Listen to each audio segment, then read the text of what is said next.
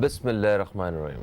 السلام علیکم دوستو، میں فہیم عباس آپ سب کو خوش آمدید کہتا ہوں نیوز کیفے میں، اور آج جمعۃ المبارک کے حوالے سے بھی آپ سب کو مبارکباد پیش کرتا ہوں آج کے دن کی۔ مجھے امید ہے کہ آپ سب خیریت سے ہیں اور آج کے دن کا ایک اچھا سا آغاز بھی کر چکے ہیں۔ آج ہم اپنے پروگرام میں بات کریں گے کچھ موجودہ صورتحال کے حوالے سے۔ ویسے اگر سیاست کی بات کی جائے تو پاکستان میں ہم سب نے سیاست کے مختلف ادوار دیکھے ہیں اور ہم نے بدلتے ہوئے دور بھی دیکھے ہیں، اور یہ بھی ہم نے دیکھا ہے کہ ہمیشہ عوام نے سیاستدانوں کے حوالے سے شکایت ہی کی ہے کہ ہمارے ہاں پڑھے لکھے سیاستدان ہونے چاہیے، ہمارے ہاں ایسے سیاستدان آنے چاہیے، ایسے لوگ ہمیں ہماری رہنمائی کریں جن کا کوئی مطلب وراثتی طور پہ جنہیں سیاست ان کی جھولی میں نہ ملی ہو، اور ایک چینج کے لیے، ایک تبدیلی کے لیے پورے پاکستان کے عوام نے ایک نئی سیاسی پارٹی کا انتخاب کیا ہے اسی حوالے سے پاکستان تحریک انصاف کا۔ اور اس میں پاکستان تحریک انصاف کی قیادت جو ہے، جو وزیر اعظم پاکستان عمران خان، وہ ایک پڑھے لکھے اور ایک ویژن والے انسان ہیں، اور ان کے ساتھ ہمیں انہی طرح کی ٹیم بھی دیکھنے کو ملتی ہے، مگر اس کے ساتھ ساتھ ہمیں کافی زیادہ تنقید کا بھی لوگ تنقید کرتے ہوئے بھی نظر آتے ہیں۔ ہم آج اسی حوالے سے بات کرنے والے۔ کراچی میں کچھ دن پہلے صفائی مہم کا آغاز ہوا ہے، اور اس صفائی مہم کے بارے میں بھی بہت سارے لوگ ہیں جن کی اپنی اپنی رائے ہے ان کی، اور اپنے اپنے خیالات ہیں۔ تو آج ذرا ان کے سوالوں کے جواب جو ہے وہ اپنے پروگرام میں ہم شامل کریں گے۔ میرے ساتھ آج جو مہمان موجود ہیں ان کا تعلق پاکستان تحریک انصاف سے ہے، اور اس کے ساتھ ساتھ یہ ممبر بھی ہیں نیشنل اسمبلی کے۔ ایک رپورٹ ہے ان کے بارے میں، آئیے پہلے چل کے وہ دیکھتے ہیں، پھر ان سے آپ کی ملاقات کرواتے ہیں۔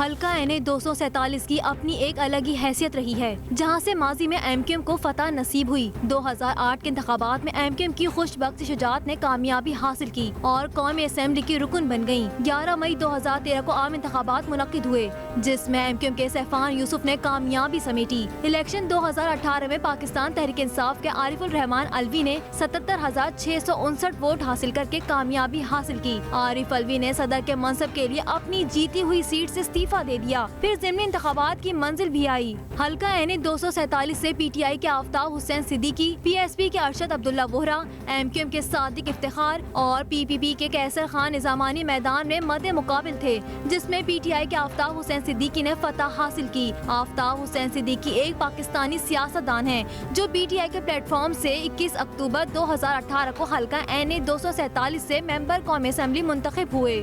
آفتاب حسین صدیقی کی کراچی میں پانی، صفائی، انفراسٹرکچر اور صحت کے مسائل پر گہری نظر تھی، اور اس کے خلاف آواز اٹھانا ہی ان کی پہچان بنی۔ آفتاب صدیقی نہ صرف اپنے حلقے بلکہ پورے کراچی کی آواز بن کر ابھرے۔ آفتاب حسین صدیقی نہایت ہی شفیق اور سلجھے ہوئے انسان ہیں، اور بغیر کسی سیاسی تعصب کے خدمت پر یقین رکھنے والے شخص ہیں۔ حال ہی میں کراچی میں صفائی، ترقیاتی کاموں اور مسائل کے حل کے لیے کی گئی کوششیں کسی سے ڈھکی چھپی نہیں۔ انہوں نے وفاقی وزیر علی زیدی کا بھی شکریہ ادا کیا، جنہوں نے کراچی میں صفائی مہم کی شروعات کی۔ ویلکم بیک، آپ دیکھ رہے ہیں جناب نیوز کیفے۔ ہم نے آپ کو رپورٹ دکھائی ہے، اور ہم نے جو ہمارے مہمان ہیں آفتاب احمد صدیقی صاحب، ان سے تعارف جو ہے ہم نے مکمل طور پہ آپ کو بتا دیا ہے کہ آج ہمارے ساتھ آفتاب حسین صدیقی صاحب موجود ہیں۔ ہم آپ کو خوش آمدید کہتے ہیں۔ السلام علیکم، کیسے ہیں آپ سر؟ الحمدللہ، آپ ٹھیک ہیں؟ میں بالکل ٹھیک ٹھاک ہوں، بہت شکریہ سر۔ کراچی اس وقت جو ہے وہ بہت سارے مسائل کا سامنا کر رہا ہے۔ آپ کی نظر میں سب سے بڑا جو مسئلہ ہے وہ کیا ہے، کیا سمجھتے ہیں آپ؟ کراچی کا جو سب سے بڑا مسئلہ ہے وہ پانی کا مسئلہ ہے۔ پانی کا مسئلہ، اور یہ کافی عرصے سے، جس وقت میرا بائی الیکشن ہوا اس وقت سے ہم سب کہتے آ رہے ہیں، بائی دا وے کہ 2013 میں NA 247 سے ڈاکٹر عارف الوی صاحب منتخب ہوئے تھے اور سیکنڈ ٹائم پھر جولائی میں ہوا, پھر بائی الیکشن میں الیکٹ ہو کے آیا PTI کے پلیٹ فارم سے.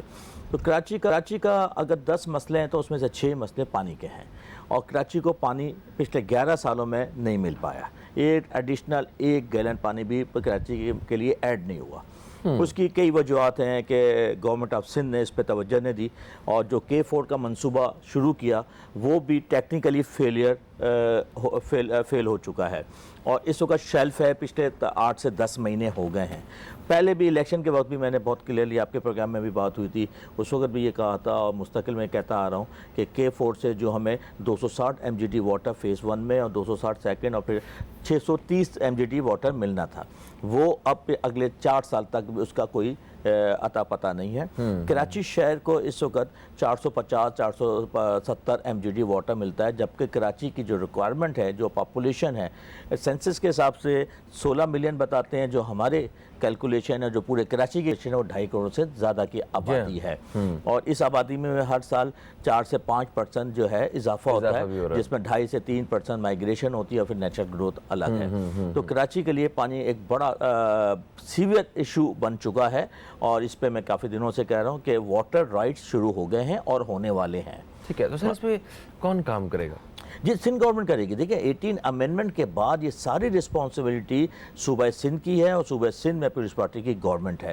K4 کا منصوبہ $25,000 روپے سے شروع ہوا تھا, جس میں فیڈرل کی جو کنٹریبیوشن تھی 50%. فیڈرل گورنمنٹ نے اپنی کنٹریبیوشن دے دی ہے, اور اب یہ منصوبہ کو 100-150 ارب پہ پہنچ چکا ہے, کیونکہ اس کو پلان نہیں کیا گیا اس طریقے سے. ٹھیک ہے سر, دیکھیں بہت ساری ذمہ داریاں ہیں جو صوبائی حکومت خود اپنے ذمہ لیتی ہے, انہی کو ہی پوری کرنی ہوتی ہیں. اگر فرض کریں کہ کوئی بھی ایک صوبائی حکومت وہ اپنی لی ہوئی ذمہ داری کو نبھا نہ پا رہی ہو یا وہ ادا نہ کر پا رہی ہو, تو اس وقت وفاق اپنا کیا کردار ادا کرتا ہے؟ اس کے پاس کیا رائٹس اتھارٹیز ہوتی ہیں؟ دیکھیے 18 امینڈمنٹ کے بعد چاہے وہ پانی کا مسئلہ ہو, ایجوکیشن ہو, ہیلتھ ہو, سیوریج ہو, وہ سالڈ ویسٹ مینجمنٹ ہو, تمام چیزیں ادارے جو ہے صوبائی گورنمنٹ کے انڈر آ جاتے ہیں. صحیح ہے. اور ٹوٹلی رسپانسبلٹی ان کی ہے. اب 18 امینڈمنٹ کے آڑ میں یہ چھپے بیٹھے ہوئے ہیں. ان سب نے بار بار کہا کہ اگر آپ کو پرابلم آ رہی ہے کوئی, تو آپ ٹیکنیکل اسسٹنس چاہتے ہیں, فیڈرل گورنمنٹ اویلیبل ہے. آپ فائنینشیل اسسٹنٹ چاہتے ہیں تو کوئی پلان بنا کے دیں. ہمارے صوبہ سندھ نے کوئی پلان جو فیڈرل گورنمنٹ کو واٹر کے حوالے سے نہیں دیا ابھی تک. اور اب یہ سننے میں آ رہا ہے کہ جو K4 کا منصوبہ تھا, جس میں نہ پمپنگ اسٹیشن تھے, نہ ڈسٹریبیوشن تھی, اور نہ پاور تھی, یہ 3 منصوبے کے بغیر ایک اوپن کینال لا رہے تھے. اب ایک تو پہلی ٹیکنیکلی اگر دیکھا جائے, کیونکہ میں سول انجینئر ہوں تو مجھے معلوم ہے کہ اوپن کینال تو ایک بہت رسکی کام ہے. اس میں گندگی بھی آئے گی, پلاسٹک بیگز بھی آئیں گے, ڈیڈ باڈیز بھی ملیں گی, جانور بھی ملیں گے, اور چوری سب سے آسانی سے ہوگی. آج کل ابھی تو اب جو ایشو اس کراچی شہر میں ہیں, 2-3 ایشو میجر ہیں پانی کے حوالے سے. ایک تو منصفانہ تقسیم نہیں ہوتی, ڈسٹریبیوشن جو ہے نا انفیئر ہے, دوسرا ٹینکر مافیا ہے, اور تیسرا چوری ہو جاتا ہے. خاصا پانی جو فارم ہاؤسز ہیں وہ چوری کرتے ہیں, انڈسٹری چوری کرتی ہے, اور انلیگل کنیکشن بہت زیادہ ہیں. اس وقت شہر کا بہت ستیہ ناس ہوا ہے انفراسٹرکچر کے حوالے سے. پانی اپنی جگہ, آپ کا سیوریج سسٹم بیٹھا ہوا ہے اس وقت, روڈ بیٹھ گئی ہیں, اور سب سے بڑھ کے تو جو سالڈ ویسٹ مینجمنٹ ہے وہ اپنا پرفارم نہیں کر پا رہی. ٹھیک ہے سر, یہ پانی کے حوالے سے اگر بات کریں ہماری, ٹھیک ہے آپ نے کہا غیر منصفانہ تقسیم ہے یہاں پہ, اور یہ واقعی بہت غیر منصفانہ ہے. جو شہر کے بالکل اس پار نئی سوسائٹیز بنی ہیں, ٹھیک ہے, ان سوسائٹیز میں پانی کے معاملات بالکل ٹھیک ہیں, حالانکہ وہ پرائیویٹ سوسائٹیز ہیں, بعد میں آ کے بنی ہیں, وہاں پہ اتنے لوگ نہیں ہیں, اتنے فیملیز نہیں رہ رہی ہیں. جہاں پانی کی اصل میں ضرورت ہے وہاں سے پہلے, یعنی کہ ترجیحی بنیادوں پہ پانی وہاں دیا جا رہا ہے, ایسا نہیں ہے؟ دیکھیں کراچی شہر میں نئی آبادیز آ جائیں, سوسائٹیز آ جائیں یا پرانی سوسائٹیز آ جائیں, ہیں تو کراچیائٹ, سارے کراچی کے رہنے والے ہی ہیں. پانی سب کا حق ہے. بے شک. آپ جس کی بات کر رہے ہیں وہ ایسا نہیں ہے. 2008-9 میں اس کی پلاننگ ہوئی, اور جو روٹ سبمٹ کیے گئے تھے وہ فائنل ہوئے, اور 2011 میں اس کو کنسٹرکشن کو شروع ہونا تھا, جو کہ 2016 میں ہوئی. جو نئی آبادی آئی ہیں وہ 2014 میں آئی ہیں, تو وہ روٹ تو فائنل ہو چکا تھا. اور ویسے یہ غلط کانسیپٹ ہے لوگوں کا کہ پانی اس علاقوں میں دیا جا رہا ہے, ایسا نہیں ہے.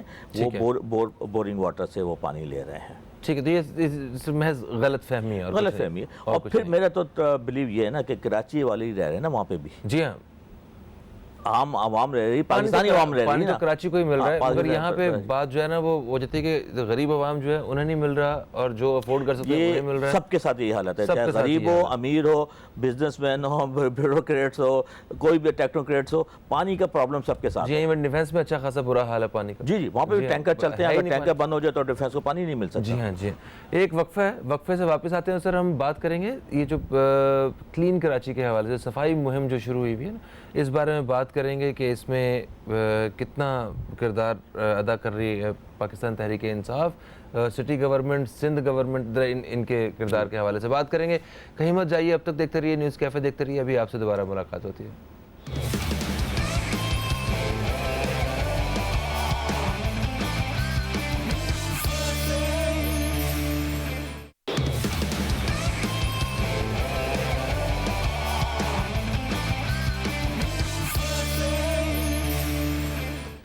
ویلکم بیک، آپ دیکھ رہے ہیں نیوز کیفے. میں ہوں فہیم عباس، اور آج ہمارے ساتھ اسٹوڈیو میں موجود ہیں آفتاب حسین صدیقی صاحب، جن سے کراچی کے جو حالات ہیں ان کے حوالے سے بات ہو رہی ہے، اور جو موجودہ صورتحال ہے اس حوالے سے بات ہو رہی ہے. وقفے سے پہلے ہم نے بات کی پانی کی غیر منصفانہ تقسیم کے بارے میں، جو کہ ہر کراچی میں رہنے والا شہری جو ہے اس کا ایک سوال ہے کہ کیوں پانی نہیں ہے یہاں پہ. تو پانی کی پانی نہ ہونے کی کچھ وجوہات ہیں جو ہم امید کرتے ہیں کہ آئندہ آنے والے وقت میں وہ جلد سے جلد جو ہیں وہ سالو ہوں. ایک کالر ہمارے ساتھ ہیں، انہیں شامل کرتے ہیں. السلام علیکم جی، کون ہے ہمارے ساتھ؟ وعلیکم السلام فہیم بھائی، کیسے ہیں؟ یحییٰ عرض کر رہا ہوں. یحییٰ بھائی میں بالکل ٹھیک ٹھاک ہوں، آپ کیسے ہیں؟ آپ ٹھیک ہیں؟ اللہ کا شکر. دیکھیں جو شخصیت آپ کے سامنے بیٹھی نا آفتاب بھائی، اتفاق سے یہ ہمارے دوست کے بہنوئی بھی ہیں، احسن ظفر سید سی او جو ہے انرجی ڈویژن اس کے اینگرو کے. تو یہ خیر مجھے نہیں جانتے، لیکن میری ان کی ذکر نکلتا ہے ہمارے دوستوں کا، ایک ان کے انجینئرس کا ایک گروپ ہے ہمارے جو دوست ہیں، اس میں یہ ان کا ذکر نکلتا ہے. آفتاب بھائی تو ماشاءاللہ بہت بڑا وسیع تجربہ رکھتے ہیں، کنسٹرکشن کا بھی کام کرتے ہیں اور بہت سارے کام کرتے ہیں. لیکن کیونکہ جس حوالے سے آئے ہیں میں اس حوالے سے بات کرنا چاہوں گا. دیکھیں آفتاب بھائی، کراچی کے مسائل بہت بڑے ہیں، ظاہر ہے آپ لوگ انٹرسٹڈ ہیں اس کو سالو کرنے کے لیے، اور you have I think you have the most, آپ کے پاس پاورز بھی ہیں، ظاہر ہے گورنر بھی ہے، آپ کا صدر بھی ہے، سب کچھ ہے. لیکن میں آپ سے یہ کہنا چاہتا ہوں، دیکھیں آپ تو چیزوں کو سمجھتے ہیں، انجینئرنگ سمجھتے ہیں. کراچی کا جو انفراسٹرکچر بنایا گیا ہے، جو بلڈنگز بنائی گئی ہیں، اس میں نہ کوئی انہوں نے اس میں نہ ان کے نہ سیوریج کا سسٹم انہوں نے ڈیولپ کیا، بس اسی وہ جو لائنز ہیں وہ پرانی لائنیں ظاہر وہ نہیں برداشت، بسٹ ہو جاتی ہیں، وہ بسٹ ہو جائیں گی. اگر آپ اس کو پورا ایک کریچ سے لے کے سیدھا نہیں کرنے کی کوشش کریں تو نہیں ہوگا. ایڈوکزم بیس پہ تو بہت کچھ ہو سکتا ہے. اب میرے صرف ریکویسٹ میری آپ سے یہ ہے کہ آپ، کیونکہ آپ لوگ سمجھتے ہیں ان چیزوں کو، تو یہ جتنی بلڈنگ کنٹرول ہے ان کو پہلے ان کو پابند کیا جائے. جب تک آپ سیوریج کا سسٹم یا آپ اپنی انفراسٹرکچر کو پر توجہ نہیں دیں گے تو یہ آپ کو ہم لائسنس نہیں دیں گے، آپ کو کام کرنے کا لائسنس.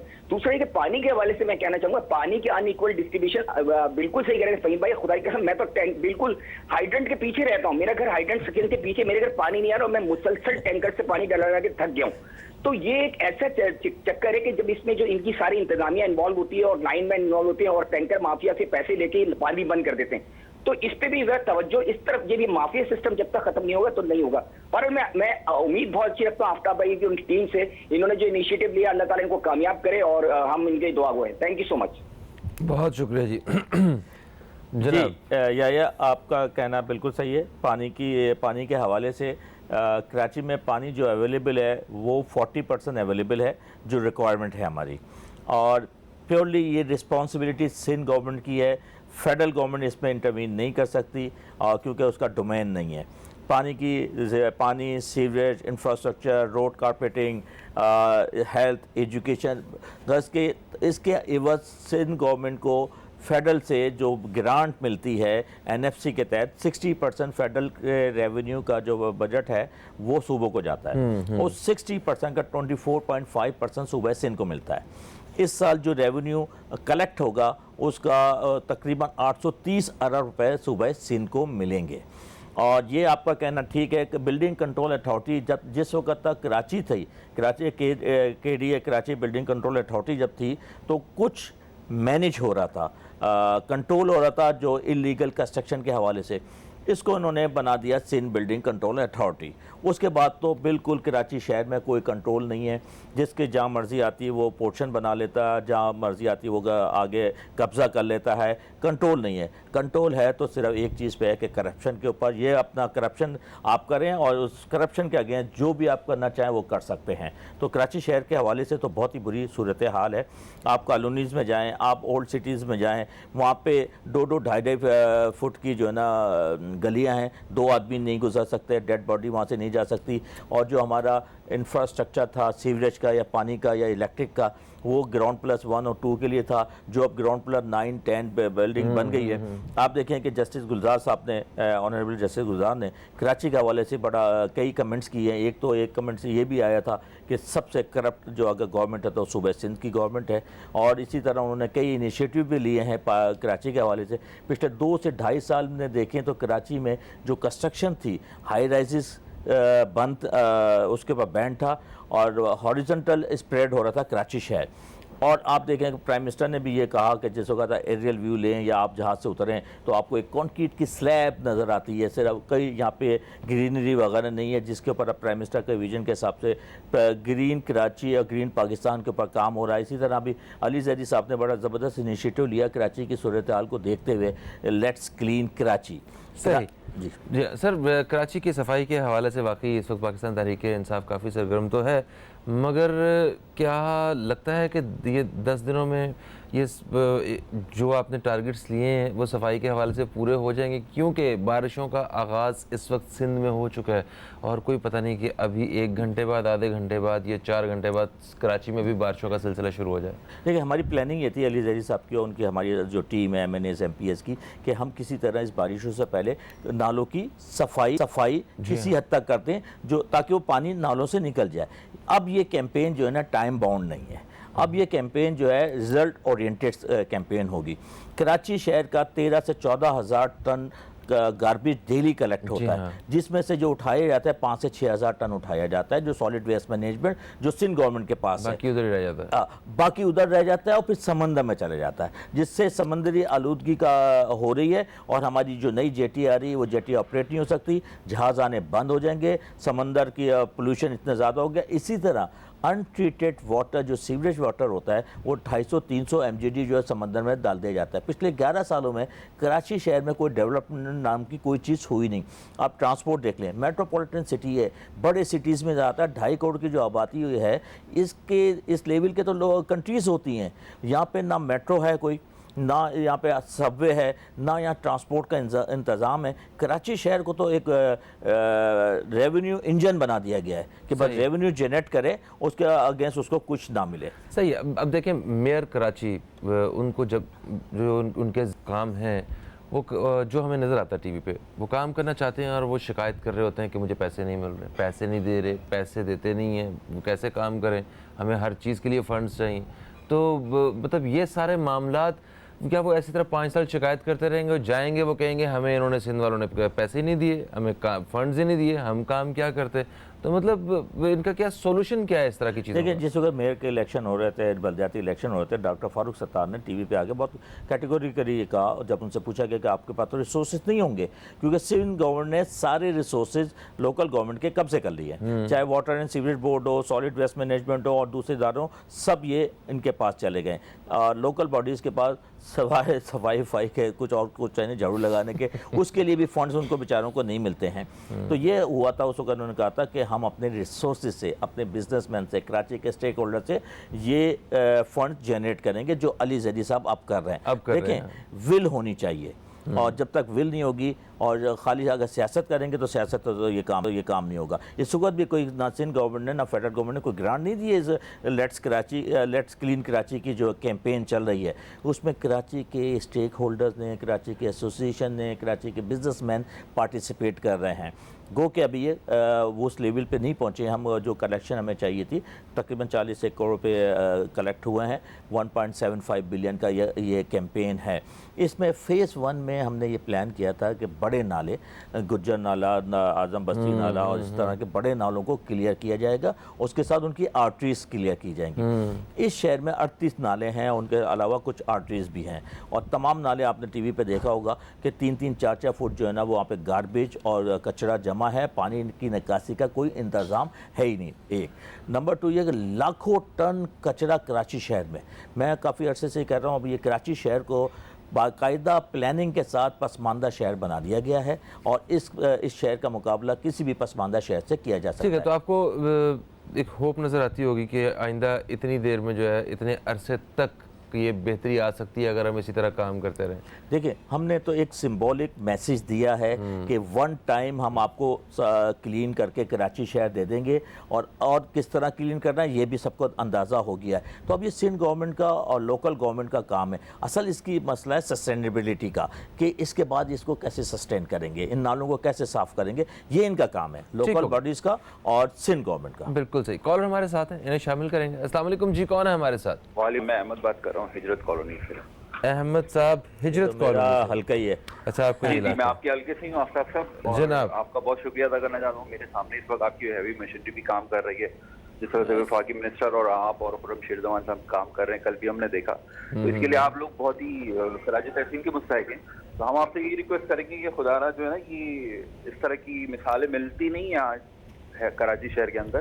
तो हम आपसे ये रिक्वेस्ट करेंगे कि भाई आप 15 दिन बाद भी जो ये मुहिम है अपनी जारी रखें, और किसी ना किसी तरह इसको अपने हैंड ओवर लें, टेक ओवर करें, क्योंकि हमें ना सिर्फ हुकूमत से उम्मीद है, ना मेयर कराची से कोई उम्मीद है। तो प्लीज़ आप इस मुहिम को जारी रखें ना, ये बस मेरा यही कहना था। बहुत शुक्रिया अहमद। मैं कल भी हिजरत कॉलोनी आया था, और ये बेसिकली KPT की लैंड है, जहाँ पे हमारे मुख्तलिफ पाकिस्तान के हलकों से लोग आए हुए हैं। बड़ा ज़बरदस्त हलका है ये हमारा, और इसमें इनकी प्रॉब्लम्स काफ़ी हैं। अच्छा। पानी का प्रॉब्लम है, सीवरेज का प्रॉब्लम है, गंदगी बहुत ज़्यादा है। आज हमने KPT की मदद से वहाँ पे हैवी मशीनरी लगाई है, और FWO की लगाई है वहाँ पे। मतलब आप यकीन करें कि खुर्रम शेरजवान भी वहाँ से MP हैं हमारे, और बाज़ दफ़ा ऐसा हुआ है कि जब उसकी सफाई के लिए गए हैं और एक्सकेवेटर ने जब वहाँ से कचरा निकालने की कोशिश की, तो स्केलेटन निकले हैं लोग, आदमियों के, इंसान के। वो ऐसी जगह है कि अगर वहाँ गिर जाए तो फिर आदमी बचता नहीं है। मैं कल दोपहर में वहाँ पे था, तो इस शहर के साथ तो देखें वो इदारे जो अब इस शहर की प्रॉब्लम क्या है, यहाँ कैंटोनमेंट भी है, यहाँ लोकल सिंध गवर्नमेंट के भी इदारे हैं, फेडरल के भी हैं, और इसके अलावा रेलवे कॉलोनीज़ हैं। ये सब लोग अपने अपने काम करने को कोई तैयार नहीं है। और अहमद साहब, आपने जो बात की है, ये कैंपेन हमारी जो है ना, मेरा अपना एस्टिमेट है कि 3 महीने चलेगी।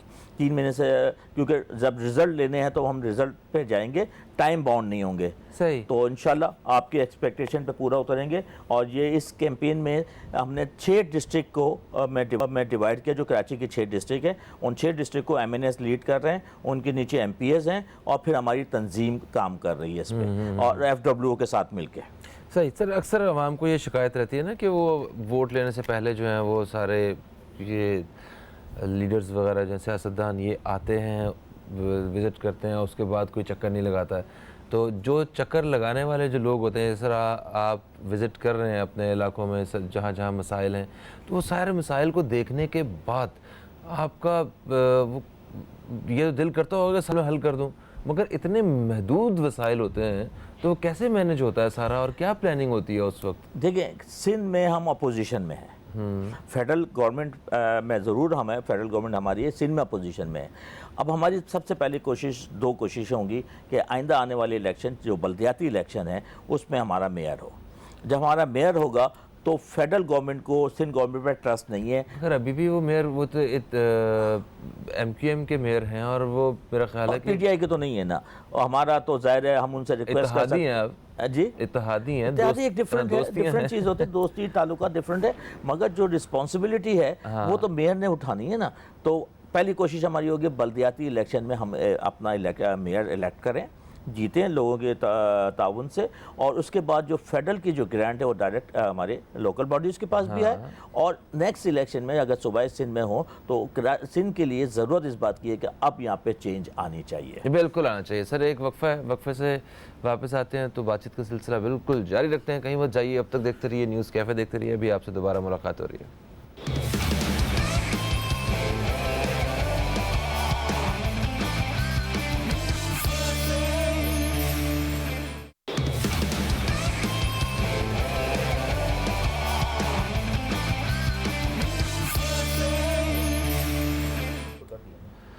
Welcome back. आप देख रहे हैं न्यूज़ कैफ़े में हूं फ़हीम अब्बास। हमारे साथ हैं आफ्ताब हुसैन सिद्दीकी साहब जो कि NA 247 से इलेक्शन जीत के मेंबर बन चुके हैं नेशनल असम्बली के, और अपने इलाके के लोगों को खुश रखने की हर मुमकिन कोशिश में लगे रहते हैं। आज इनसे हम इसी हवाले से कराची के मसाइल के हवाले से बात कर रहे हैं। अच्छा सर, आप बता रहे थे मतलब लोगों के मसाइल को हल करने के हवाले से, आपने कहा कि सिंध गवर्नमेंट जो है वो अपना रोल ठीक से प्ले नहीं कर रही है, जिसकी वजह से आप लोगों को भी खुल के काम करने का मौका नहीं मिल रहा है, कराची में जितने भी लोग देख रहे हैं। तो इसका हल अगर इसी तरह सूरत हाल रही तो फिर तो मेरा ख्याल है 5 साल भी गुजर जाएंगे और मामलात भी हल नहीं होंगे, और मतलब जाने के बाद सिर्फ यही कहा जाएगा कि सिंध गवर्नमेंट की वजह से हम काम नहीं कर सके। ये तो फैक्ट है कि सिंध गवर्नमेंट देखिए जिसका डोमेन है उसी ने काम करना है। अनटिल अनलेस से कोई इमरजेंसी ना लग जाए, कोई आफात ना आ जाए, तो फिर फेडरल गवर्नमेंट इंटरवीन कर सकती है। हमारी पूरी कोशिश ये है, जैसे जब हमने PTI फेडरल गवर्नमेंट में आई और पहली दफ़ा ऐसा हुआ कि कराची जो है फेडरल में डायरेक्ट गया है 14 सीटों के साथ, तो एक ट्रांसफॉर्मेशन कमेटी बनी कराची के लिए कि कराची को किस तरह ट्रांसफॉर्म किया जा सकता है। उसमें बेसिक इश्यूज जो थे पानी के हवाले से, ट्रांसपोर्ट के हवाले से, सीवरेज के हवाले से, डिसैलिनेशन है और sewerage treatment plant, prime minister ने भी अनाउंस किए। तो 162 अरब रुपए के ये 160 अरब का ये पैकेज अनाउंस हुआ। उसमें पब्लिक प्राइवेट पार्टनरशिप भी हैं, उसमें डायरेक्ट फंडिंग फेडरल की भी है, और जो ऑन गोइंग एग्जिस्टिंग प्रोजेक्ट्स हैं उनके लिए भी फंडिंग है। इंशाल्लाह आने वाले अभी 2-4 महीने में ग्रीन लाइन का इफ्तिताह होने वाला है, नस्टर रोड का होने वाला है, कुछ और प्रोजेक्ट्स आ रहे हैं। इस वक्त मैंने अपने हलके में 2-3 अपने रिसोर्सेज से जो काम किए हैं उसमें एक सस्ते तंदूर लगाने शुरू किए हमने। 5 रुपए में 2 रोटी हम देते हैं सस्ते तंदूर में, गरीब इलाकों में, बिल्कुल प्योरली गरीब तबका जहाँ पे जो अफोर्ड नहीं कर सकता। कितने तंदूर बन रहे हैं? 5 तंदूर इस वक्त काम कर रहे हैं। इसी तरह हम 4th RO लगा रहा हूँ मैं, 3 RO हमारे लग गए हैं, 4था RO लग रहा है जो अपने प्राइवेटली हम लगा रहे हैं। एक RO से हम एक फैमिली को 20 लीटर की बोतल पानी की देते हैं। उसका मकसद ये है कि एक तो वहाँ पे बीमारियाँ कम हो जाएं, ड्रिंकेबल वाटर होता है ये, और 1500 से 1600 तकरीबन 6000 फैमिलीज़ को ये पानी RO से हम देते हैं। बिल्कुल सही। इसी तरह फेडरल ने कुछ RO की अप्रूवल दी है, उसकी ग्रांट भी आ गई है। तो इन प्रोसेस हैं काफ़ी प्रोजेक्ट जो फेडरल अब समझता है हमारी जिम्मेदारी है कि कराची शहर को ये मिलने चाहिए। फिर इस दफ़ा जो इतनी बड़ी थी जो NFC के तहत जो सूबा सिंध को पैसे मिलने जा रहे हैं, उसके बाद भी इन्होंने कराची के लिए वो फंड्स नहीं रखे जो कराची की ज़रूरत थी। K4 के हिसाब से, K4 इनका प्योरली इनका मंसूबा है, 80 करोड़ रुपए इस बजट में इन्होंने रखे हैं। वो 80 करोड़ रुपए तो आपकी कंसल्टेंसी फीस हो सकती है, एग्जीक्यूशन तो उसमें नहीं हो सकती। यहाँ से पता चलता है कि इनकी इंटेंशंस क्या है। सही। सर देखिए, आज अगर किसी भी कराची में रहने वाले शहरी से पूछा जाए कि आप कोई सुनहरी दौर बताएं जब बड़े तरक्याती काम हुए, तो वो सिर्फ 2 नाम आते हैं, नेमतुल्लाह खान साहब और मुस्तफ़ा कमाल साहब। तो क्या आपको लगता है कि वो लोगों की याददाश्त के ऊपर ओवरराइड कर सकेंगे चीज़ें, आप इनसे बेहतर दौर दे सकेंगे? मेरा ख्याल है ये क्रेडिट जाता है जनरल परवेज़ मुशर्रफ साहब। डेफिनेटली उनको जाता है, क्योंकि उन्होंने बेइंतहा फंडिंग कराची शहर को की और ठीक ठाक फंडिंग की, और उसको एग्जीक्यूट मुस्तफ़ा कमाल ने किया। असल इस वक्त भी ये इशू जो है फंडिंग का इशू है। सूबा सिंध के पास फंड्स मौजूद हैं जो लगा सकती है, जो लगानी चाहिए, जो कराची का हक है। आप रेवेन्यू 2 टाइप के कराची से कलेक्ट होते हैं, एक फेडरल गवर्नमेंट करती है और एक सिंध गवर्नमेंट करती है। सिंध रेवेन्यू बोर्ड करता है जो सेल टैक्स होता है। तो कराची से तकरीबन 1 अरब रुपए, 100 अरब रुपए जमा होते हैं कराची शहर से, जो कि 95% सिंध का है रेवेन्यू।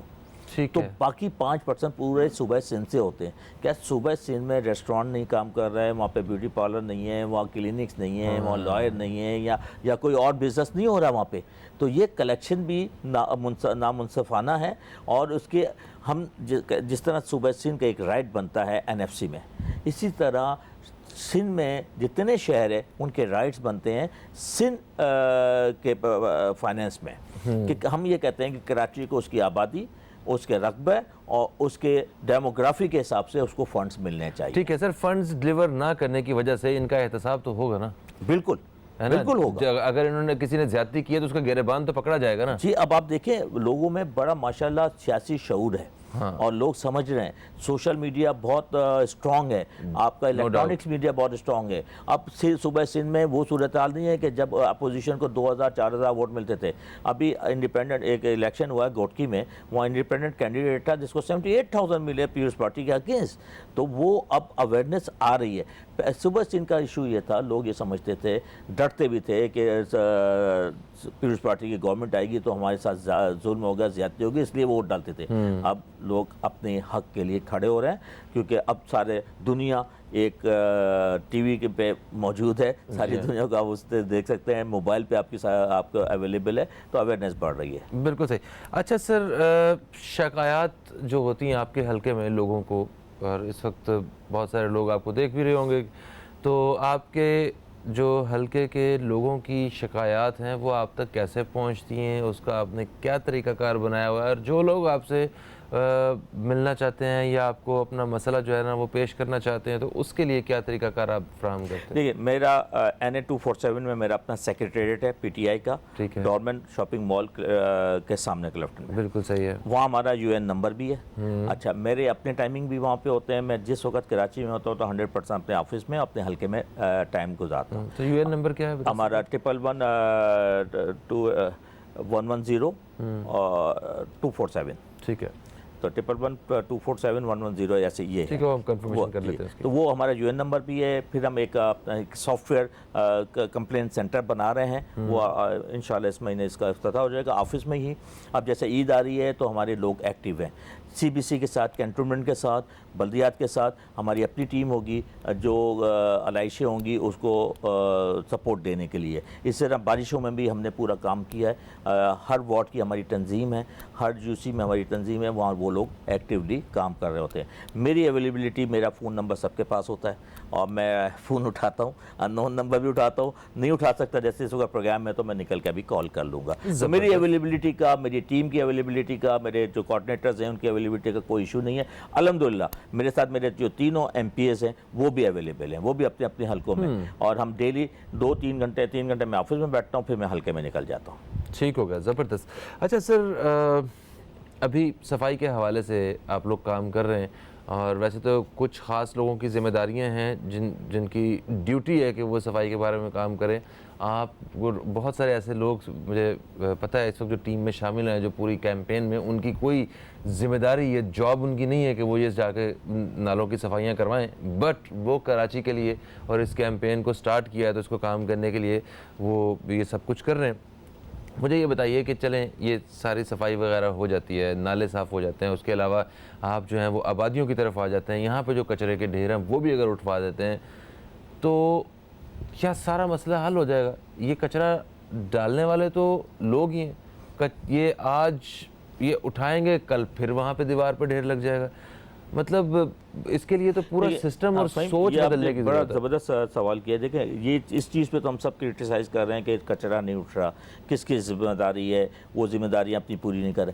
ایک ذمہ داری بینگ اے کراچی کراچی کے شہری ہونے کے ناطے اس شہر کے ہماری بھی ہے. ہم نے ڈیفنس کلفٹن میں بھی آپ دیکھیں جو کمپلین آتی ہے کہ بھئی کچرا نہیں اٹھ رہا, تو جب انویسٹیگیٹ کیا تو پتہ چلا کہ کچرے کی جو گاڑی آتی ہے اٹھانے کی وہ 9:30-10 بجے آتی ہے.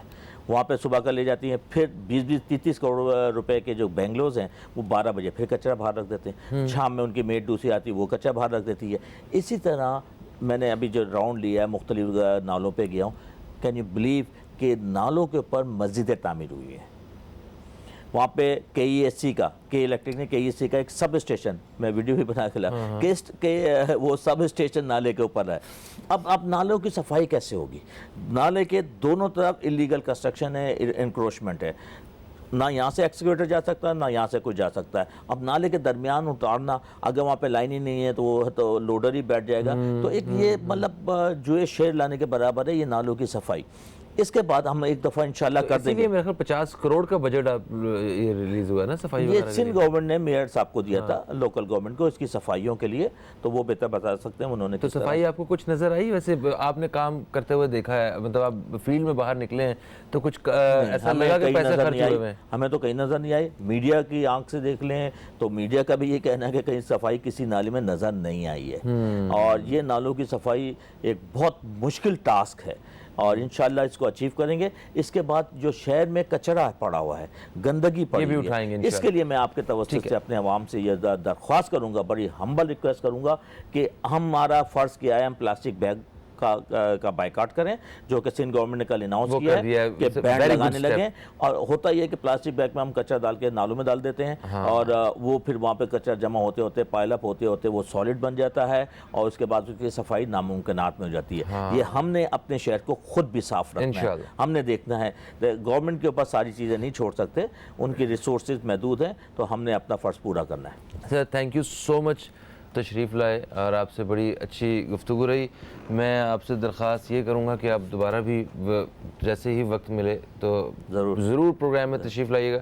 اور جو بھی لوگ صفائی کے حوالے سے شکایت کرتے ہیں, اگر ان کو کوئی بھی کوئی ریپر نیچے پھینکتے ہوئے یا کوئی جوس کا ڈبہ نیچے پھینکتے ہوئے اگر انہیں تکلیف محسوس نہیں ہوتی, کوئی یار محسوس نہیں ہوتی, وہ آسانی سے پھینک دیتے ہیں, تو آپ کے پاس کوئی حق نہیں ہے کہ آپ صفائی کے بارے میں بات کریں, صفائی نہ ہونے کے بارے میں. صاف رہنا ہے. اگر جو پہلے اپنے ملک کو صاف دیکھنا چاہتے ہیں, اپنے شہر کو صاف دیکھنا چاہتے ہیں, تو اپنے گھر کو صاف کیجئے, اپنی گلی کو صاف کیجئے. فہیم, ابھی ایک وقفے کی طرف ہم لوگ بڑھ رہے ہیں. وقفے سے واپس آئیں گے تو ہم ایک بہت ہی خاص اور اہم موضوع پہ بات کریں گے. کہیں مت جائیے, اب تک دیکھتے رہیے نیوز کیفے, دیکھتے رہیے.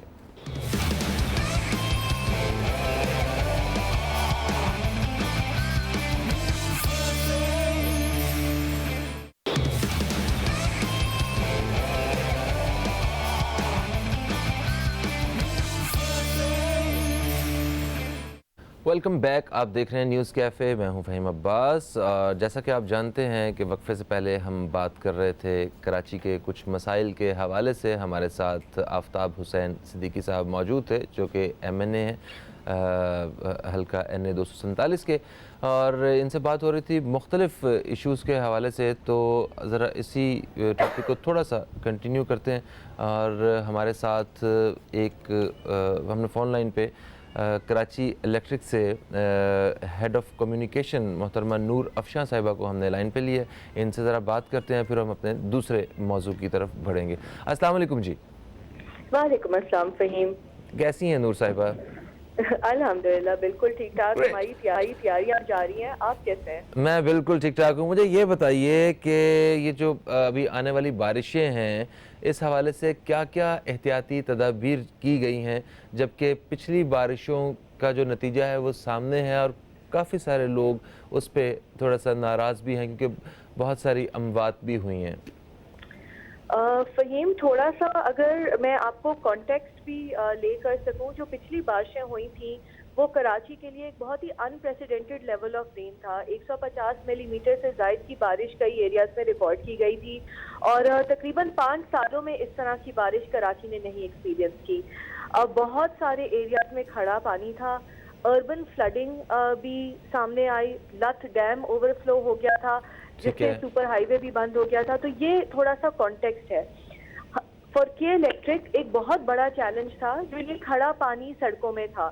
ہماری ٹیم کو بہت دشواری کا سامنا کرنا پڑا کہ کبھی وہ ٹریفک میں پھنس جاتی تھی اور پہنچ نہیں پا رہی تھی, اور کبھی جب وہ ریسٹوریشن کرنے پہنچتی تو اتنا کھڑا پانی اور بارش ہو رہی ہوتی کہ وہ ریسٹوریشن کے عمل کو بھی نہیں کمپلیٹ کر سکتی. بہت سارے ایریاز میں جہاں کنڈے تھے, ہم نے پری ایمپٹیولی فیڈرز بند کر دیے تاکہ کوئی حادثہ نہ پیش آ سکے. لیکن یہ دیکھنے کی ضرورت ہے کہ جب اتنا پانی کھڑا ہوگا, اس کا آبویس ایک امپیکٹ بجلی کے انفراسٹرکچر پہ, بجلی کی تنصیبات پہ ہوگا. ٹھیک ہے, ہم نے اپنی طرف سے اس دفعہ ان ساری چیزوں سے لرن کیا ہے. ہم نے کمشنر کو ایک لیٹر لکھا ہے جو کاپی ہوا ہے تمام سیوک باڈیز کو, جس میں ہم نے ان سے ریکویسٹ کی ہے کہ یہ جو کھڑے پانی کا ایشو ہے اس کو جلد از جلد ایڈریس کیا جائے, تاکہ بجلی کے کسی کام کے اندر ہمیں کسی قسم کی تاخیر کا سامنا نہ کرنا پڑے. ٹھیک ہے, بالکل ٹھیک ہو گیا. آپ نے کہا کہ جو بارشیں جو ہیں وہ ہماری امید سے زیادہ ہوئی ہیں, مگر ابھی جو بارش ہونے والی ہے, جو کراچی میں کچھ گھنٹوں بعد یا ایک دن بعد جو ہے وہ شروع ہو جائیں گی جو موسمیات کی رپورٹ کے مطابق, تو وہ تو پچھلی بارش سے کہیں زیادہ بارش ہونے والی ہے. تو اس حوالے سے کوئی آپ لوگوں کی خاص خصوصی تیاری ہے کچھ اس لیٹر کے علاوہ؟ देखिए, 2-3 चीज़ें हमने साथ साथ की हैं। कुछ करेक्टिव और प्रिवेंटिव मेंटेनेंस के एक्शंस हैं जो हम कर रहे हैं ऑलरेडी। बारिश की अलर्ट से पहले ही हमने शुरू कर लिए थे, तो वो इन प्रोसेस है। एट द सेम टाइम हम अपने नेटवर्क की इंस्पेक्शंस भी जारी रख रहे हैं। जहां कोई रेक्टिफिकेशन का अमल रिक्वायर्ड है वो हम कर रहे हैं। हमने अपनी टीम्स को, जो रैपिड रिस्पांस टीम्स हैं, उनको 24/7 के अलर्ट पे ऑलरेडी कर लिया है और शिफ्टें बना दी हैं ताकि अराउंड द क्लॉक लोग अवेलेबल हों रेजोल्यूशन के लिए। इसके साथ साथ हमारे कमांड एंड कंट्रोल सेंटर्स भी फाल हैं, फुली मैन्ड हैं। हमारी लीडरशिप टीम्स भी ऑन ग्राउंड हैं। ओवरसीइंग के जो काम हो रहा है वो जल्द अज जल्द किया जाए। हमारी एक छोटी सी रिक्वेस्ट है तमाम सार्फिन से कि हमारा इस तरह की सिचुएशंस के अंदर जो कॉल सेंटर है वहाँ का होल्डिंग टाइम ज्यादा हो जाता है। ठीक है।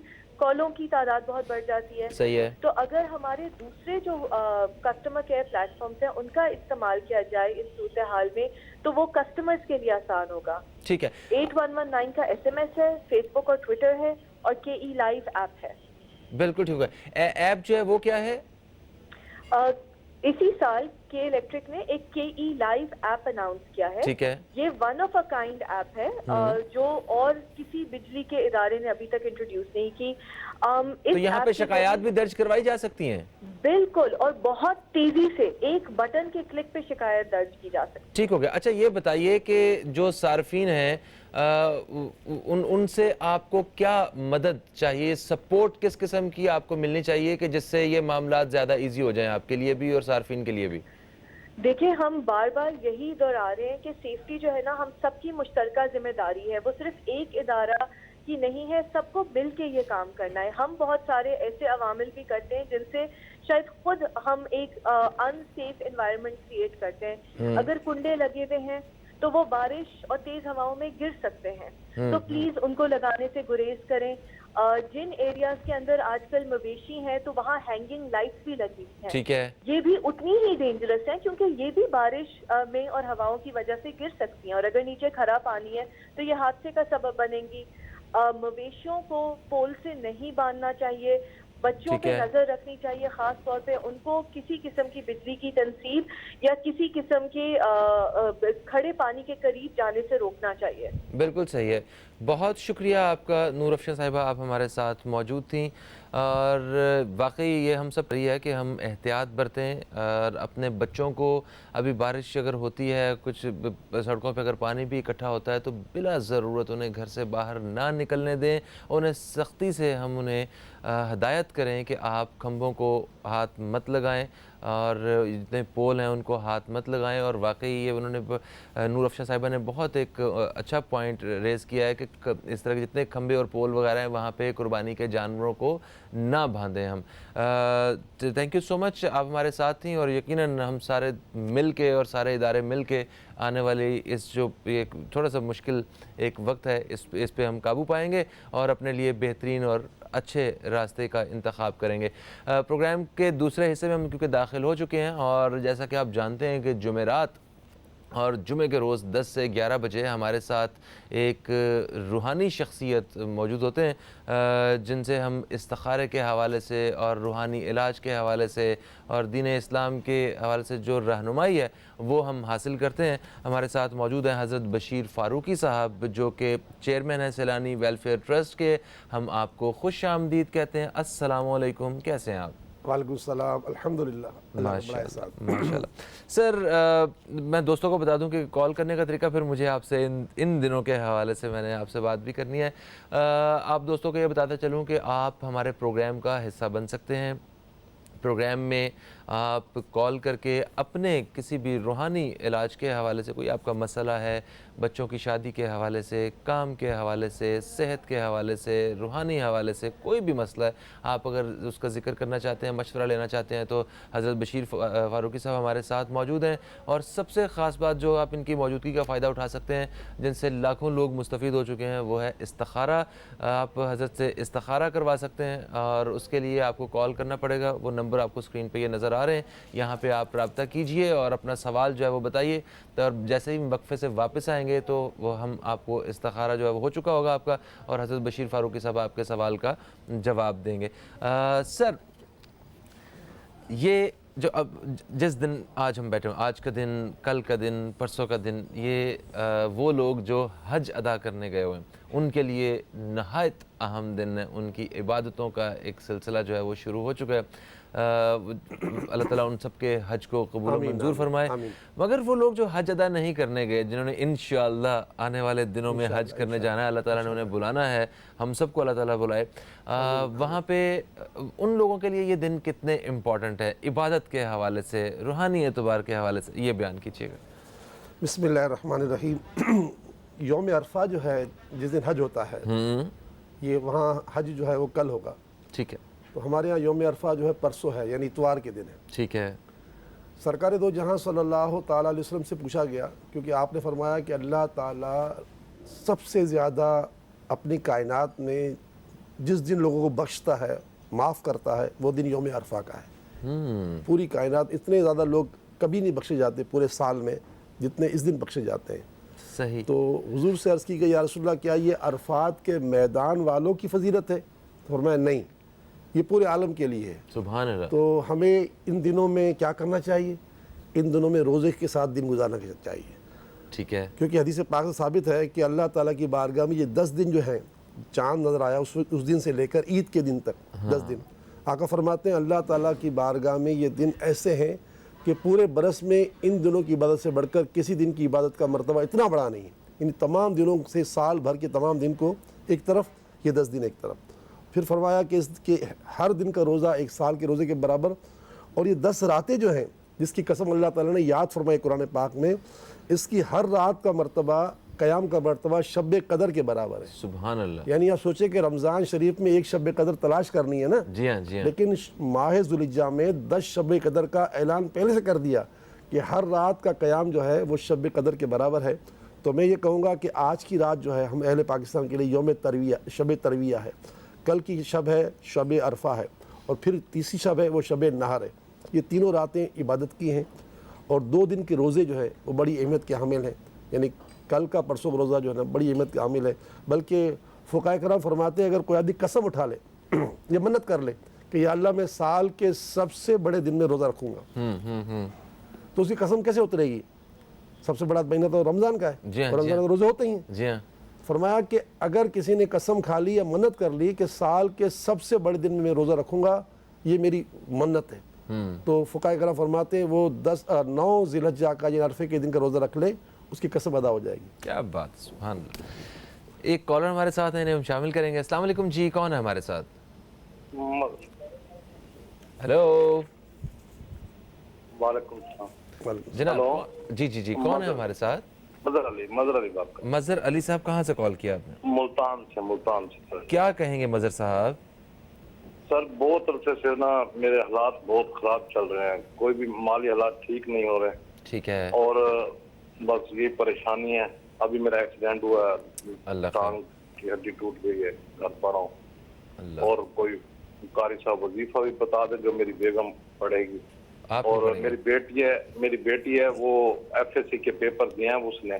آرمی میں اپلائی کیا آگے پڑھنے کے لیے نا، تو انہوں نے کہا ابھی ختم ہو گئی ہے چانس، اور سال بعد پھر اپلائی کرنا. کیا ادھر اس کے لیے صحیح رہے گا یا یونیورسٹی میں اور طرف سے لے جائے؟ ٹھیک ہے. ہم اب پروگرام دیکھتے رہیے. ابھی جب ہم وقفے پہ جائیں گے تو وقفے سے جب واپس آئیں گے تو پھر ہم آپ کو آپ کے سوال کا جواب. میری بیٹی کا نام ہے مریم بی بی. ٹھیک ہو گیا. مظہر صاحب بہت بہت شکریہ آپ نے کال کیا. سر ہم بات کر رہے تھے یہ ان دنوں کی عبادت کے حوالے سے کہ آپ نے بتایا یہ ساری نفلی عبادت ہے. ساری نفلی عبادت ہے، لیکن اس کا مرتبہ بہت بڑا ہے. مرتبہ یعنی کہ جو ایمان کی ایک الگ ہی منزل کو آپ پا لیتے ہیں. بالکل ایمان کی منزل کو پا لیتے ہیں. اور یاد رکھیے گا یہ دعائیں قبول ہونے کے لمحات ہیں. ٹھیک ہے. اب دیکھیں نا، اب جیسے مظہر صاحب نے بھی کال کی، اب ان کے ملٹیپل مسائل ہیں. ایک تو ان کی تنگ دستی ہے، دوسرا ان کی ٹانگ ٹوٹ گئی ہے، تیسرے بچی کا داخلہ نہیں ہوا. جی ہاں. تو ہم ایک اجتماعی مسائل میں گھرے ہوئے ہیں. تو ہمارے پیارے نبی نے ہمیں یہ سکھا دیا کہ الدعاء سلاح المومن، دعا مومن کا ہتھیار ہے. اس ہتھیار کو استعمال کریں. اور آپ نے فرمایا کہ دیکھیں میری بیوی وظیفہ پڑھ لے گی، تو دیکھیں وظیفے میں اب قرآن پاک جو ہے اس کے لیے وضو ضروری ہے. جی ہاں. لیکن وظائف پہ وہ ضرور نہیں ہوتے. جیسے ہم نے کہا یا اللہ ہو یا رحمان ہو یا رحیم پڑھتے رہیں, یا حی ہو یا قیوم پڑھتے رہیں, تسمیہ شریف پڑھتے رہیں, سبحان اللہ بحمدہ پڑھتے رہیں. اس سے ضروری نہیں ہوتا. تو اگر کوئی آدمی بستر پڑا ہوا ہے, وضو نہیں بھی کر پاتا, تو وہ الحمدللہ یہ پڑھ سکتا ہے کہ مسلمان تو پاک ہے نا. صحیح. تو مطلب کہنے کا ہے کہ یہ ہے کہ ان سے فائدہ اٹھا یہ خود بھی پڑھ سکتے ہیں, خود پڑھنا چاہیے, آپ کا کہنے کا بالکل. ہاں بالکل. دیکھیں سب سے بڑی وجہ یہ ہے کہ ہم جب اللہ کا ذکر نہیں کرتے نا تو ہمارے دل جو ہے مردہ ہو جاتا ہے. اللہ تعالیٰ فرماتا ہے الا بذکر اللہ تطمئن القلوب, کہ اللہ کا جو ذکر ہے وہ دلوں کو اطمینان بخشتا ہے. تو اگر ہم جتنا ذکر خداوندی کریں گے اتنا دل ہمارا بے چینی سے باہر آئے گا اور دلوں میں سکون ہوگا, خوشی ہوگی. یعنی کم کمانے والا بھی خوش ہوگا, بے اولاد بھی خوش ہوگا, بے رشتہ خوش, اس کا دل میں یقین ہوگا میرا پروردگار مجھے پالنے والا, میرے مسئلے حل کر دے گا. جتنا ذکر سے دور رہیں گے اتنی ہماری بے چینی بڑھے گی, اور یہ ذکر الہی سے دور رہنے کی وجہ سے انسان خودکشی کرتا ہے. بالکل صحیح. اچھا سر, دعا کے حوالے سے بات کر رہے تھے ہم نے کل بھی دعا کے بارے میں بات کی, اور ایک سوال رہ گیا تھا, وہ اچھا ہوا ابھی بات ہوئی تو اس پہ بات کرتے ہیں. سر دعا کس سے کروانی چاہیے؟ ایک یہ, کیونکہ ہمیں تو جو سب سے بڑی شیلڈ جو دعا کے حوالے سے ہمیں نظر آتی ہے وہ تو ماں کی دعا, ہم نے جو سنا ہے. تو پھر یہ بھی ہم سنتے ہیں کہ دعا اگر آپ کے لیے کوئی اور کرتا ہے تو اس کی فضیلت اور زیادہ ہوتی ہے, اس لیے آپ بھی دوسروں کے لیے دعا کریں. تو ذرا اس بارے میں تھوڑا سا بیان کیجیے. دیکھیں یہ بالکل سے طے شدہ بات ہے کہ ماں کی دعا کا بہت بڑا مرتبہ ہے. باپ کی دعا کا تو میں نے حدیث پاک کو سنائی تھی کہ باپ کی دعا کا مرتبہ ایسا ہے جیسے انبیاء کی دعا امت کے لیے. اچھا, اللہ تعالیٰ کے رسول صلی اللہ علیہ وسلم نے دعا کے اوقات بتائے ہیں جس پہ دعا قبول ہوتی ہے, لیکن یہ آپ نے کہا کس سے دعا کروائی جائے, تو یہ جو صاحب مزار ہوتے ہیں نا, اللہ کے اولیاء, جی جی جی, ہم دیکھتے ہیں امام شافعی علیہ رحمہ, 4 امام ہیں نا, جی جی, حنفی شافعی مالکی. امام شافعی خود فرماتے ہیں مجھے جب بھی کوئی حاجت پیش آتی تھی تو میں امام اعظم کے مزار پہ جاتا تھا اور وہاں جا کر 2 رکعت نماز اللہ کے بارگاہ میں پڑھتا تھا اور ان کے وسیلے سے دعا مانگتا تھا. کیونکہ یہ اللہ کے جتنے اولیاء اللہ ہیں, یہ جتنے بھی ہیں, یہ سب دنیا سے جانے کے بعد ایسے نہیں گم ہو جاتے نہیں, ان کا الحمدللہ ان کی جو روح ہیں وہ اعلیٰ علیین میں چلی جاتی ہیں, اور پھر وہ پوری کائنات میں جہاں چاہیں سیر کرتی ہیں. ان کے اختیارات زندگی سے اور بڑھ جاتے ہیں. چنانچہ مطلب کہنے کا ہے کہ یہ اللہ کے اولیاء کے پاس جا کر دعا کروانا, یعنی اب وہ آپ سے بات تو نہیں کر رہے نا, لیکن آپ سے کہہ سکتے ہیں کہ یا عبداللہ شاہ غازی میرا مسئلہ حل کروا دیجیے اللہ سے, آپ کو اللہ تعالیٰ کی بارگاہ میں یہ کام دے رہا ہوں, آپ میرا کام کروا دیجیے. تو یہ کہنا بالکل عین شریعت کے مطابق ہے. صحیح. سر یہاں پہ ایک بڑا ایک اہم سوال ہے کہ ہم جتنے بھی اولیاء کرام ہیں ان کے جب ان کے مزار پہ جب جاتے ہیں ہم, تو وہاں جا کے دعا مانگنے کا جو صحیح طریقہ ہے وہ کیا ہے؟ کیونکہ اگر صرف الفاظ کے اوپر نیچے ہونے سے جو ہے نا وہ سارے معاملات بدل کے رہ جاتے ہیں. بہت آسان طریقہ ہے. سب سے پہلے تو جو ہے جانے کے بعد ہم سلام کر کے جائیں, ٹھیک ہے, اور 1 مرتبہ سورہ فاتحہ 7 مرتبہ سورہ اخلاص پڑھیں, ٹھیک ہے. پھر اللہ کی بارگاہ دعا کریں کہ یا اللہ یہ جو میں نے پڑھا ہے اس کا ثواب ہمارے پیارے آقا کو پہنچے, ٹھیک ہے, اور انبیاء کے ساتھ سارے امت کو پہنچے اور ان کو پہنچے, ٹھیک ہے. پھر اللہ کی بارگاہ دعا کریں یا اللہ تیرا یہ ولی جو ہے حضور داتا گنج بخش ہے, یا بابا فرید شکر گنج ہے, یا عبداللہ شاہ غازی, یا اللہ تجھے تیری بارگاہ دعا کرتا ہوں کہ ان کے صدقے, اچھا, ان کے صدقے مجھے اولاد دے دے, ان کے صدقے میرا یہ جو مسئلہ ہے اس کو حل کر دے. صحیح ہے, سمجھے. اور اگر یہ کہنے کے بجائے کوئی یہ بھی کہتا ہے کہ حضور داتا صاحب میرا یہ کام کروا دیجئے, جیسے ابھی میں نے آپ سے کہا فہیم صاحب میرا کام کروا دیجئے, تو آپ مجھے ڈانٹیں گے کیا؟ ڈانٹیں گے تو نہیں نا. تو ہو سکتا ہے کہ میری پہنچ زیادہ بہتر ہو جب اچھے کنیکشنز ہوں آگے جہاں سے کام ہونا ہے, تو ان سے براہ راست کہنے میں حرج نہیں ہے, لیکن احتیاط یہ ہے کہ بندہ کہے کہ یا اللہ تو داتا صاحب کے صدقے میرا کام کر دے. صحیح ہے, یہ طریقہ سب سے آسان ہے. ٹھیک. اچھا, ڈائریکٹلی ہم ان ہستیوں کے ساتھ کمیونیکیٹ کر سکتے ہیں؟ بالکل کر سکتے ہیں. انہیں کہہ سکتے ہیں کہ آپ یہ کام کریں یا کروائیں, کچھ طرح بات کر سکتے ہیں. آپ اپنی والدہ کو کہہ سکتے ہیں جن کی امی ابو انتقال کر گئے, آپ ان کی قبر جا کر جب آپ کہتے ہو السلام علیکم یا اہل القبور, یعنی سلام اس طرح کرتے جیسا زندہ میں کرتے. ہاں, تو وہ جواب دیتے ہیں آگے سے. ہاں, سلام کا تو جواب واجب ہو جاتا ہے ان سے. تو اب میرے آقا جب حضرت سید الشہداء کے پاس جاتے تھے, امیر حمزہ کے پاس, تو آپ ان سے اس طرح لوٹتے تھے, حدیث پاک کے الفاظ ہیں, جیسے کوئی آدمی زندے سے لوٹتا ہے. سبحان اللہ. سر ایک وقفہ ہے, وقفے سے واپس آتے ہیں. تو ہم نے یہ مظہر علی اور مریم بی بی کے سوال کے جواب بھی دینے ہیں اور نئے سوال بھی ہم نے شامل کرنے ہیں. دوستو کہیں مت جائیے, اب تک دیکھتے رہیے نیوز کیفے, دیکھتے رہیے. آپ سے ابھی تھوڑی ہی دیر بعد دوبارہ ملاقات ہوتی ہے.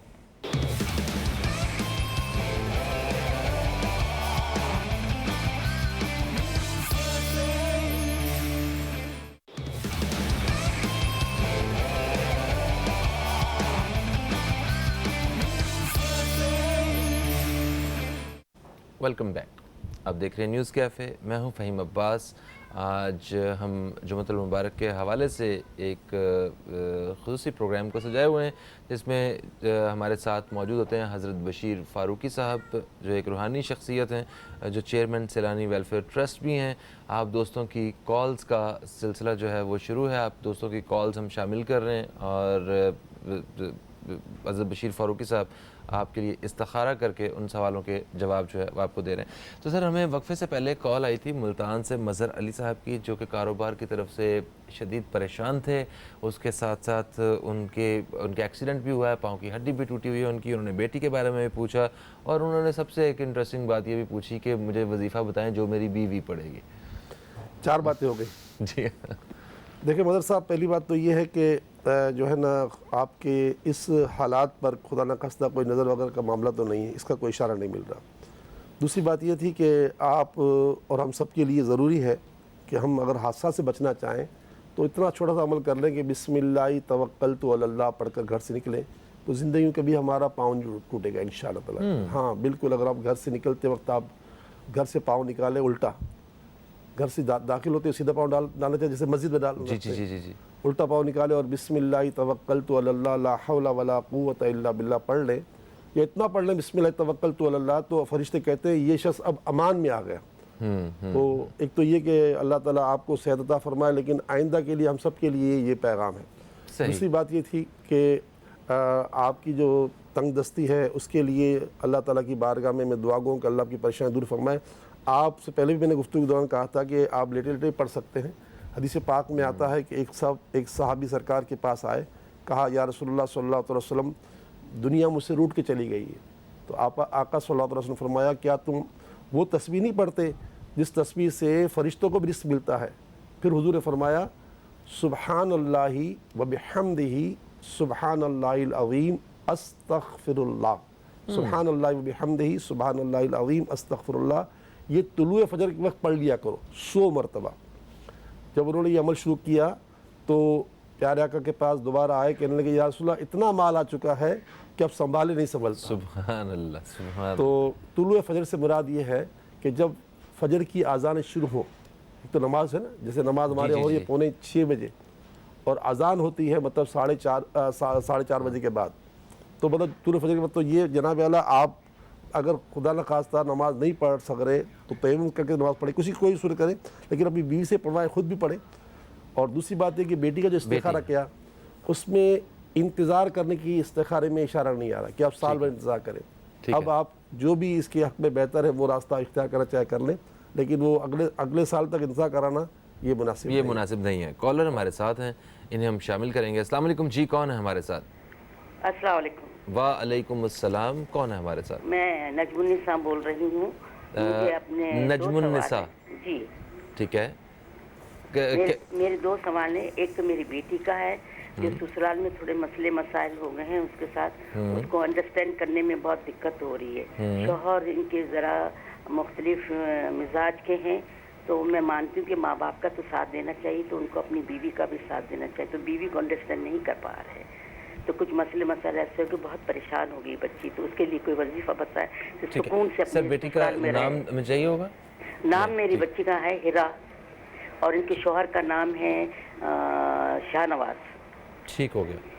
अच्छा, मेरे बेटे के बारे में भी पूछना है आपसे। अच्छा, बेटे के बारे नाम बताइए उनका। मेरे बेटे का नाम मोहम्मद इब्राहिम है।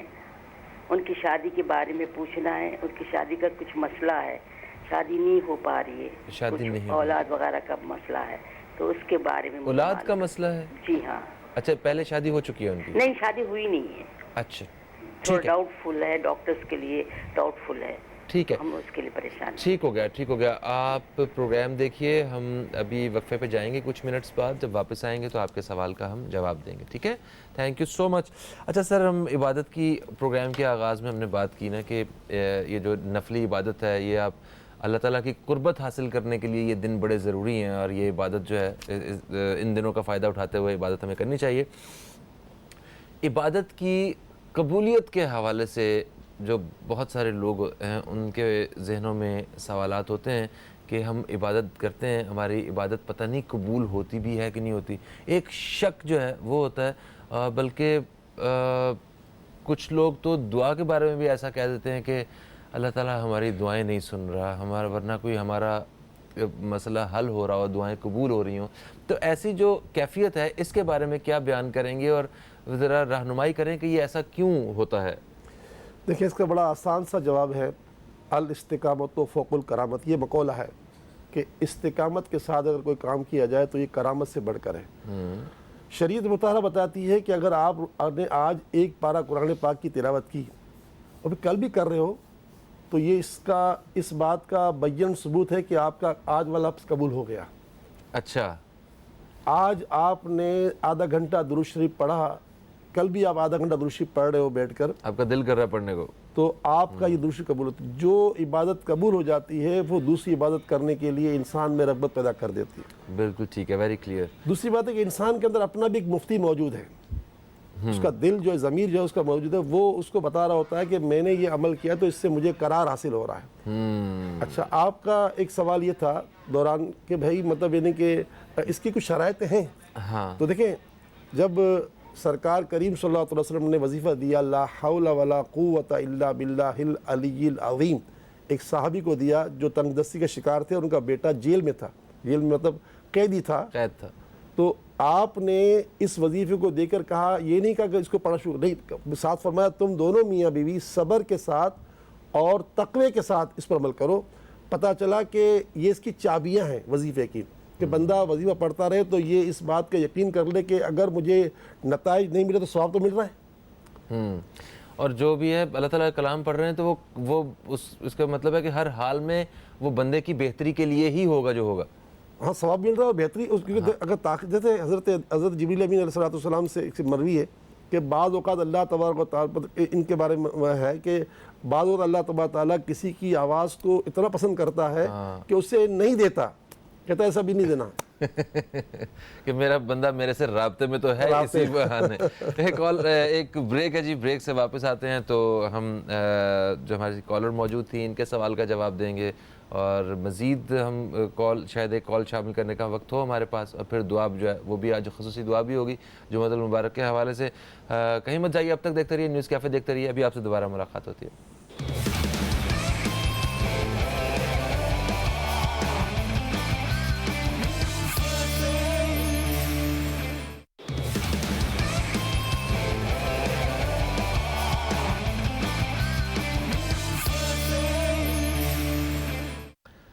ویلکم بیک، آپ دیکھ رہے ہیں نیوز کیفے. میں ہوں فہیم عباس اور ہمارے ساتھ آج موجود ہیں حضرت بشیر فاروقی صاحب جو کہ چیئرمین ہیں سیلانی ویلفیئر ٹرسٹ کے، ایک روحانی شخصیت ہیں. ان سے روحانی علاج اور استخارے کے حوالے سے ہم آج ایک نشست رکھے ہوئے ہیں. وقفے سے پہلے ہمیں کال کیا تھا ایک خاتون نے جنہوں نے اپنی بیٹی ہیرا کے بارے میں پوچھا تھا کہ ان کی جو شادی شدہ زندگی ہے اس میں کافی زیادہ معاملات خراب ہیں، تو ان کے بارے میں بتائیے. پھر اس کے بعد انہوں نے محمد ابراہیم اپنے بیٹے کے بارے میں پوچھا تھا. نجم النساء صاحبہ، ابھی یہ جو 3 دن ہے، آج جمعہ ہے، کل ہفتہ اور پھر اتوار، یہ تینوں دن جو ہے، آج کا دن جو ہے وہ جمعے کا دن ہے جس کو حدیث پاک فرمایا کہ یہ دنوں کا سردار ہے. اور حضرت خواجہ غریب نواز علیہ رحمۃ الرحمن فرماتے ہیں کہ اگر کسی کو کوئی حاجت ہو تو جمعے کے دن عصر کی نماز سے مغرب کی نماز کے درمیان کوئی کام نہ کرے. اگر خاتون ہے تو گھر میں، اور اگر مرد ہے تو مسجد میں نفلی اعتکاف کر لے، اور نماز پڑھنے کے بعد مسلسل پڑھتا رہے یا اللہ یا رحمان و یا رحیم، یا اللہ یا رحمان و، یعنی پڑھتا رہے، یعنی ہزاروں مرتبہ پڑھ لے. اور جب میری بہن غروب آفتاب وقت قریب آئے تو پھر بندہ جو دعا مانگے گا وہ دعا انشاءاللہ ضرور قبول ہوگی. یہ خاص جمعے کے دن کے لیے. تو یہ جو نفلی اعتکاف ہے اس کی ڈیوریشن کیا ہے؟ 1.5 گھنٹہ ہے نا، جیسے نماز پڑھی 6 بجے ہے وہ 7:15 بجے تقریباً. صحیح. تو یہ مطلب یعنی کہ خواتین اپنے گھر میں اور مرد مسجد میں کر کے یا اللہ یا رحمان و یا رحیم کا ورد کرتے رہیں. جب 10 منٹ باقی ہوں تو اپنے گناہوں سے معافی مانگ کر جو دعا مانگے وہ دعا لازمی قبول ہوتی ہے جمعے کے دن الحمدللہ. اللہ ٹھیک ہو گیا. تو ایک تو یہ کہ آپ کر لیں. دوسری بات یہ ہے کہ جمعے کے دن ایک اور وظیفہ بھی کرنا چاہیے دل نرم کرنے کے لیے. وہ یہ ہے کہ نماز جمعہ کے بعد 1001 مرتبہ یا ودودو یا ودودو یا ودودو یا ودود اللہ کا یہ نام پڑھ کر چینی اور نمک پہ دم کر دیں اور پورا ہفتہ اسی سے کھانے پکائیں. تو انشاءاللہ تعالیٰ جو بھی یہ کھانا کھائے گا اس کا دل سے جو ہے نا مطلب نہیں کہ جو بھی میل ہے وہ دور ہو جائے گا. یا ودودو 1001 مرتبہ, یہ جمعے کے دن کے خاص وظیفہ ہے, 2 وظیفے کرے. بقیہ جو ابراہیم ہے آپ کا بیٹا, آپ مایوس نہ ہو, اللہ تعالیٰ کا قرآن پاک میں واضح فرمان ہے وَنُنَزِّلُ مِنَ الْقُرْآنِ مَا هُوَ شِفَاء, کہ اللہ تعالیٰ نے قرآن اتارا اس میں شفا ہے. اور رسول پاک فرماتے ہیں فاتحۃ الکتاب شفا من کل داء, سورہ فاتحہ تمام بیماریوں کی شفا ہے. تو میری پیاری بہن, آپ مجھے خط لکھیں اگر آپ کراچی کے باہر سے ہیں, اور اگر کراچی میں ہیں تو پھر مجھے ضرور میرے پاس اپنے بیٹے کو بھیج دیں ابراہیم کو, انشاءاللہ میں ان کا پورا علاج دوں گا. ورنہ خط لکھنے کا بڑا آسان پتہ ہے, سیلانی ویلفیئر بادرآباد کراچی, یہ پتہ لکھے تو میں انشاءاللہ اس کی جو جسمانی پریشانی اس کے بھی علاج دوں گا, اور بعد میں شادی کا بھی انشاءاللہ حل ہو. ٹھیک ہو گیا. ابھی ہمارے پاس ٹوٹل کوئی 4 منٹ باقی ہیں دعا کا وقت, تو میں چاہتا ہوں دعا کریں, مگر ایک سوال ہے چھوٹا سا, میں آپ سے وہ پوچھنا چاہتا ہوں. وظیفہ کے لیے آپ جب بتاتے ہیں کہ آپ اتنی دفعہ یہ چیز پڑھیں, تو تسبیح جب بھی بغیر تسبیح کے اگر ہاتھ پہ اگر کاؤنٹنگ کر کے کر رہے ہیں تو اس میں کیلکولیشن آگے پیچھے ہو جاتی ہے, تو اس سے کوئی مسئلہ تو نہیں ہوتا اگر آپ نے کہا 1001 دفعہ اور وہ 1005 ہو گئے ہیں یا 1000 ہو گئے ہیں, تو وہ اس سے کوئی وظیفے پہ اثر تو نہیں آئے گا؟ اگر چابی کے دندانے گھس جائیں تو تالا کھلتا ہے نہیں. تو اس کا مطلب ہے کہ یہ کاؤنٹنگ صحیح طرح کرنی چاہیے. اب حضور فرمایا 33 بولا سبحان اللہ, 33 تھا 33 بولا نا, جی بولا 33 32 33, ہاں اس طرح. تو یہ ہے, اس کی اہمیت تو ہے. ٹھیک ہے, تو ہمیں وہ ذمہ داری کے ساتھ گنتی پوری کرنی چاہیے اس کی. ٹھیک ہو گیا. ٹھیک ہے جی, دعا جو ہے وہ ہم چاہیں گے کہ آپ دعا کریں. بسم اللہ الرحمن الرحیم, الحمدللہ رب العالمین, والصلاة والسلام علی سید الانبیاء والمرسلین, جزا اللہ عنا سیدنا مولانا محمد صلی اللہ تعالی علیہ وآلہ وسلم ما هو احلو. یا ارحم الراحمین یا ارحم الراحمین یا ارحم الراحمین, بطفیل رحمت للعالمین, انبیاء صدیقین شہداء صالحین. الہی ہمارے ماں باپ کی پوری امت مسلمہ کی بخشش فرما, سب کے گناہوں کو معاف کر دے, گناہوں کو نیکیوں سے بدل دے, وقت سقرات ہم پر آسانیاں نازل فرما دے, عذاب قبر سے بچا لے, دوزخ کی آگ سے بچا لے. پروردگار بتقاضۂ بشریت ہم سے جتنے گناہ ہو گئے, آج سال کا عظیم مہینہ رواں دواں ہے اور دنوں کا سردار یوم الجمعہ ہے, اس سے اپنے ان تمام گناہوں کی معافی مانگتے ہیں اور توبہ کرتے ہیں. اے توبہ کرنے والوں سے محبت کرنے والے پروردگار, ہماری معافی ہماری توبہ کو قبول فرما, اور ہم پر ہمارے گھر والوں پر, ہمارے آقا کی پوری امت پر خصوصی کرم فرما. اس وقت ہم اہل پاکستان کے ساتھ جو مسائل ہیں, معیشت کا بحران ہے, پاکستان سود کے پھندے میں بری طرح جو ہے جکڑا جا چکا ہے, الہ العالمین سے سود کے پھندے سے آزاد فرما دے. قیامت خیز مہنگائیاں ہیں, اس سے جان چھڑا دے. بے روزگاریوں میں بے انتہا اضافہ ہے, اس سے جان چھڑا دے. ہمارے اسپتال مریضوں سے بھرے ہوئے ہیں, پروردگار ان مریضوں پر بھی اپنا خصوصی کرم فرما. ہمارے ساتھ جتنے کالرز آج شامل ہوئے اور اس وقت جتنے ہمیں سن رہے ہیں, ہمیں دیکھ رہے ہیں, ان سب کی اور ہم سب کی اے اللہ جو نیک حاجتیں ہیں تو پوری فرما دے. ہمارے اعمال کو تو ریا سے پاک کر دے, ہماری زبان کو جھوٹ سے پاک کر دے, ہمارے دل کو نفاق سے پاک کر دے. اور اے پروردگار عالم, ہماری ساری زندگی کو شریعت و سنت کے مطابق گزارنے والا بنا دے. ہمارا دل تیرا شکر کرے, ہمارا بدن صبر کرے, ہماری زبان ذکر کرے, ہماری آنکھیں تیرے خوف سے روئیں. قدم قدم پر ہماری مدد فرما. بیماریاں, پریشانیاں, دکھ, تکلیف, رنج, غم, اذیت, کرب, خوف, ڈر, حزن, تنگی, سختی, قرض, فتنے, صدمے, فقر, فاقہ, مایوسی, محرومی, جادو, آسیب, نصربت, بے روزگاری, ناچاکی, رشتوں کی پریشانی, بے اولادی کی پریشانی, میاں بیوی کی لڑائی جھگڑے جدائی کی پریشانیاں, الغرض ہر جہت کی پریشانی ہم سے, ہمارے گھر والوں سے, پوری امت سے دور فرما, دور فرما, دور فرما. آمین یا رب العالمین. وصلی اللہ تعالی علی خیر خلقہ محمد وعلی آلہ واصحابہ اجمعین برحمتک یا ارحم الراحمین. بہت شکریہ دوستوں, ہمارے پروگرام کا وقت اپنے اختتام کی طرف پہنچ چکا ہے. فہیم عباس کو, نیوز کیفے ٹیم کو دیں اجازت. آپ دوستوں سے انشاءاللہ پھر ملاقات ہوگی, تب تک کے لیے خدا حافظ. پاکستان زندہ باد.